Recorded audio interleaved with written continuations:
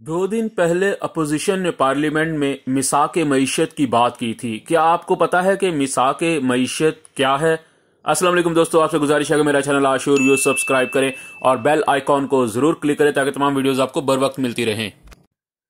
इस वक्त तमाम सियासी मुबस्सरीन और तज्जिया निगार ये कह रहे हैं कि आने वाले दिनों में एक बहुत बड़ा और खौफनाक एहतसाब होने जा रहा है जिसमें कोई भी नहीं बचेगा।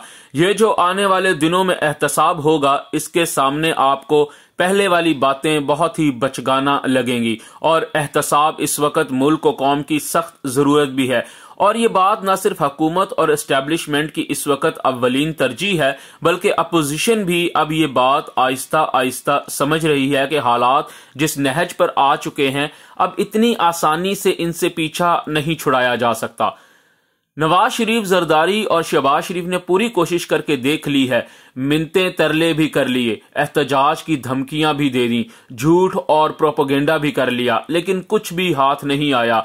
वो अभी तक अपने अपने मसाइल से नहीं निकल पाए। आप देखें कि एक ही जमात के टॉप लीडर्स मुख्तलिफ लाइनें लिए हुए हैं। जैसे जरदारी अगर मफहमत की बात कर रहा है तो बिलावल मज़ाहमती बयानात दे रहा है। इसी तरह अगर शहबाज शरीफ मिलजुल कर चलने की बात कर रहा है तो मरियम सफदर तहरीक चलाने की बात कर रही है। मरकजी अपोजिशन पार्लियामेंट को चलाने के हक में है और फजलुर रहमान हुकूमत गिराना चाहता है। इमरान खान के एक तरफ के इत्तेहादी हुकूमत के हक में है और एक तरफ वाले हुकूमत के खिलाफ हैं। दरअसल इन सारी बातों का मकसद सिर्फ ये है कि इन्होंने अपनी पूरी कोशिश की हुई है कि कहीं से बचाव का कोई रास्ता निकल आए, लेकिन वो रास्ता इमरान खान रोके खड़ा है। अब जब हालात इनके अपने कंट्रोल से बाहर हो चुके हैं और नून लीग और पीपल्स पार्टी ये जान चुकी है कि अगर अब भी इन्होंने हालात के साथ समझौता ना किया तो आने वाले दिनों में ये सब रगड़े जाएंगे और बेरहम एहतसाब न सिर्फ इनको खंभों पर टांग देगा बल्कि इनकी तमाम तर लूटी हुई दौलत भी निकलवा लेगा। इसलिए अपोजिशन ने कल अपनी टोन बदली और मिसाक जमहूरियत से मिसाक मईशत पर आ गए। अब ये मिसाक मईशत क्या है, इसको जरा समझ लीजिए।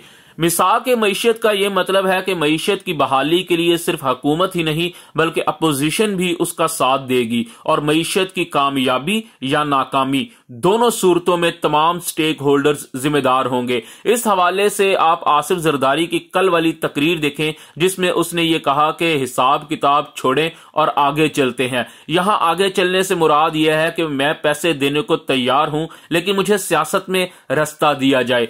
यहां पर एक अहम खबर यह है कि मारूफ तज्जिया निगार सहाफी जान अचकजई ने यह इंकशाफ किया है कि आसिफ जरदारी इमरान खान को 18 से 20 बिलियन डॉलर्स देने को भी तैयार हैं, लेकिन इमरान खान चाहते हैं कि इस स्टेज पर पैसे लेना गलत होगा क्योंकि पहले आसिफ जरदारी को उसके जराइम की सजा मिलनी चाहिए और फिर हम पैसे लेंगे, क्योंकि बगैर सजा दिलवाए पैसे लेना दरअसल एक किस्म का NRO होगा और इस तरह यही सियासी खानदान चंद साल बाद मासूम शक्लें बनाकर फिर से हुकूमतों का हिस्सा बन जाएंगे। इमरान खान के इस इनकार ने आसिफ जरदारी को शदीद तरीन डिप्रेशन का शिकार कर दिया है।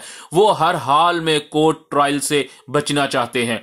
बिल्कुल ऐसे ही सिचुएशन इस वक्त शरीफ खानदान की भी है। वो सियासत बचाने के लिए पैसे देने को तैयार हैं, लेकिन इमरान खान पैसों से ज्यादा उनकी सजाओं में इंटरेस्टेड हैं।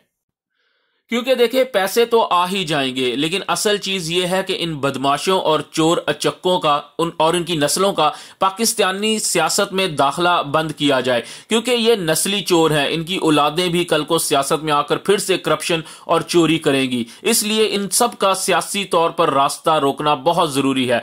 तो दरअसल मिसाक मईशत यही है कि अपोजिशन इस मिसाक मईशत नामी छतरी के नीचे मुल्की मईशत में डॉलरों की शक्ल में अपना हिस्सा डालेगी और इनके अरबों डॉलर्स से ही पाकिस्तान की मईशत इस बहरान से बाहर आएगी और एहतसाबी अमल इनको सजाएं दिलवा कर रहेगा। और सिर्फ यही नहीं बल्कि बहुत सारे दीगर लोग भी हैं जिनमें सियासतदान, ब्यूरोक्रेट्स, बिजनेसमैन, स्टॉक एक्सचेंज के सेठ, मीडिया मालकान, अदालतों के जज और वकील जो इस एहतसाबी शिकंजे की जद में आने वाले हैं और आप देखेंगे कि 30 जून के बाद बड़ी बड़ी गिरफ्तारियां होने जा रही हैं। इन सब से एक बड़ी तादाद में पैसा निकलवाया जाएगा और यह तमाम पैसा पाकिस्तान की इकोनॉमी में डाला जाएगा ताकि हम बैरूनी कर्जे अदा करें और अपने पैरों पर दोबारा खड़े हो सकें। और इसी सारी अमल का नाम मिसाके मईशत है। इस सारी सूरत हाल को उर्दू अदब की जुबान में हम ये कहेंगे कि तुम ही ने दर्द दिया है, तुम ही दवा दो। यानी जिन लोगों की लूट मार से हमारी मईशत का कबाड़ा हुआ है, आज वही लोग लूटा हुआ पैसा वापस करके इस मईशत को फिर से तामीर करेंगे। आखिर में एक बात करूंगा कि दुनिया आसिफ जरदारी को बहुत बड़ा खिलाड़ी कहती थी, फजलुर रहमान को मफामत का बादशाह कहती थी, नवाज शरीफ को मजबूत आसाब का मालिक कहती थी और मीडिया को किंग मेकर कहती थी। लेकिन एक इमरान खान की वजह से जरदारी तरले मिन्नतों पर आ गया, फजलुर रहमान रोने लगा और नवाज शरीफ के एसाब चटक गए और मीडिया बेबस हो गया। यहां पर यह कहना पड़ेगा कि एक इमरान खान सारी बदमाशिया पर भारी है।